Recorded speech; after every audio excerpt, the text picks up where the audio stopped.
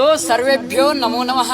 अद्य वयम् अत्र आगतवन्तः। तर्हि एवं विशेषं वर्तते, सर्वे हिंदी मराठी कन्नड भाषायां ब्लॉग कुर्वन्ति। तो तर्हि वयं संस्कृते विशेषभाषायां वयं ब्लॉग कुर्मः। नमो नमः। ब्लॉग तो आपने कई देखे होंगे, लेकिन देववाणी संस्कृत में भी अब आप इसको देख सकते हैं, क्योंकि ये जो युवा हैं देश भर से आए हुए हैं और ये इसकी प्रैक्टिस कर रहे हैं। इनको ये सिखाया जा रहा है। केंद्रीय संस्कृत विश्वविद्यालय ने इस कार्यशाला का आयोजन किया था। सबसे पहले तो अलग से संस्कृत में अगर आप ब्लॉग बनाते हैं तो क्या अलग लगता है? आपने देखे भी बहुत सारे होंगे, आपके मित्र बनाते भी होंगे, आपने भी पहले बनाया। जी मैडम, मैंने बहुत सारे ऐसे ब्लॉग देखा है जिस ब्लॉग में मराठी, हिंदी, कन्नड़ा सभी भाषा में बनाया जाता है, पर ये विशेष है कि संस्कृत भाषा में बनाया जा रहा है। और कई सारे लोग भी इच्छुक हैं कि कुछ नया चाहते हैं लोग, तो हम संस्कृत में सब अपने भारतीय परंपरा की जो है वो दिखाना चाहते हैं बस। अच्छा, इसका प्रचलन इसलिए भी बढ़ा होगा क्योंकि हाल ही में जो राम मंदिर का लोकार्पण हुआ, या और जो काशी विश्वनाथ जैसी जगह पर हम लोग जाते हैं तो ज़्यादातर हम देखते हैं कि युवा बहुत सारे ऐसे वीडियोस बना रहे होते हैं। तो अब संस्कृत में भी वो हमें जिस तरह का मैटर हम लोग चाहते हैं वो मिलेगा, लोगों को पता चलेगा। बिल्कुल बिल्कुल मैम, सबसे बड़ी बात है कि संस्कृत में जब हम ब्लॉग बनाते हैं कहीं भी दार्शनिक स्थल में, मान लीजिए अयोध्या में भी जाकर के बनाते हैं, मेरा खुद का यूट्यूब चैनल है, तो संस्कृत वाला मैं जब बनाता हूँ, मैं संस्कृत में ब्लॉग बनाता हूँ तो लोग घेर के खड़े हो जाते हैं, क्या बोल रहे हैं ये लोग। रील को जब देखते हैं, कोई संस्कृत में रील आ गई, कंटेंट क्या है उससे कोई मतलब नहीं, संस्कृत भाषा में बोलना ये आश्चर्य का विषय है। इस वजह से ही है कि ये रील में टॉप चॉइस कह सकते हैं कि लोगों की बन रही है। और सबसे बड़ी बात, हम लोगों को थोड़ा सा अभाव ये था कि इसके बारे में संस्कृत क्षेत्र से हैं तो विषय अच्छे तरीके से नहीं मालूम होता, आधुनिकता का ज्ञान नहीं होता।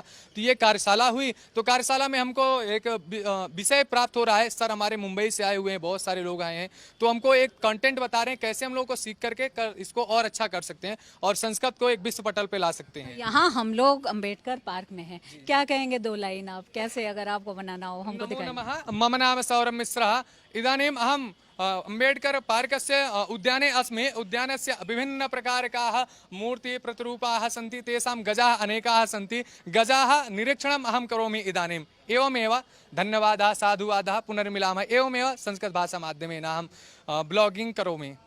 अलग अलग जगह से यहाँ पर स्टूडेंट्स आए हैं जो संस्कृत भाषा पर तो जिनकी पकड़ है, लेकिन वो टेक्नोलॉजी भी सीखना चाहते हैं और वो स्टाइल भी सीखना चाहते हैं। ऐसा लगा यहाँ आकर के कि आपने ये सब कुछ सीखा है? जी, ऐसा बिल्कुल लगा। कुछ नया सीखने को मिला कि किस प्रकार से हम संस्कृत, पहले तो शास्त्र इत्यादि को हम सीमित कुछ लोग पढ़ रहे हैं वहीं पे, पर व्लॉगिंग के माध्यम से, चैनल के माध्यम से हम जो लाइव है उसका प्रसारण कर सकते हैं, और व्लॉग के माध्यम से जो हमारी भारतीय प्राचीन परंपरा है, शास्त्रीय परंपरा है, उन परंपराओं को हम व्लॉग के माध्यम से बता सकते हैं। और जो पाक कार्यशाला है उसका बहुत ही कि किस प्रकार के उसके गुण हैं, किस में बनाना चाहिए, उस प्रकार का पाक कार्यशाला व शास्त्रीय व शस्त्र इत्यादि के सारे हम लोग ब्लॉग बना सकते हैं, उनको हम सीख सकते हैं और उसका प्रसारण कर सकते हैं। ये कुछ नया सीख। ये तो स्टूडेंट्स हैं जो अपने अपने यहाँ पर अलग अलग लक्ष्यों को लेकर के आए हैं, लेकिन मकसद उस तरह से है कि यहाँ पर टेक्नोलॉजी को सीख सकें। लेकिन विशेषज्ञ जो ये सिखा रहे हैं, दिनेश यादव जी सर आए हैं, इन लोगों को सिखा रहे हैं। सर, सबसे पहले तो संस्कृत जब भी हम सुनते हैं तो ऐसा लगता है कि देववाणी तो है लेकिन आधुनिकता से थोड़ी सी दूर है, ऐसा कुछ लोगों का मानना है। लेकिन संस्कृत ही सभी भाषाओं के मूल में है, तो अगर वो उसी टेक्नोलॉजी से उसी तरह से बनाना चाहें व्लॉग, तो आपको लगता है इन स्टूडेंट्स में ये बात है? आपने देखी है मैम, ये एक आयरनी है कि एक ऐसा देश जिसे संस्कृत ने ही बनाया है, ऐसे देश में संस्कृत ही एक ऐसी भाषा है जिसको जब भी लोग संस्कृत में बात करते हैं तो लोग अलग से देखते हैं कि अरे ये कौन सी भाषा बोल रहा है।